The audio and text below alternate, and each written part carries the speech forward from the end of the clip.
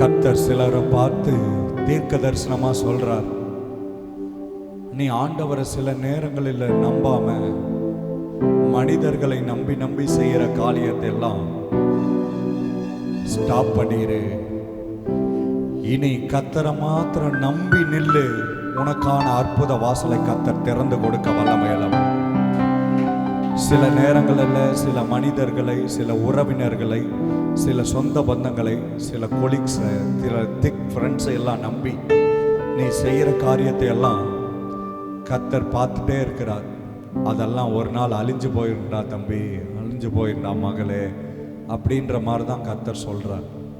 அவங்கள நம்பாத அப்படின்னு தான் கர்த்தர் சொல்கிறார்.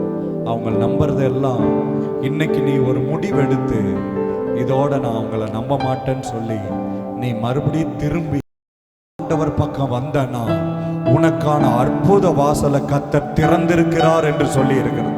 அந்த திறந்த வாசல் உனக்காக எப்பொழுது திறக்கப்பட்டிருக்கிறது. நீ தான் வராம அப்படியே நின்றுட்டு இருக்கிறன்னு கர்த்தர் சொல்றார். கர்த்தர் தீர்க்க தரிசனமா சொல்றார்.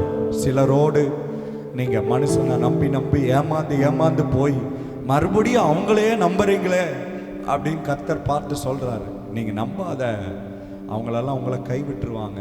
ஆனா நான் உன்னை கைவிடாதவர்.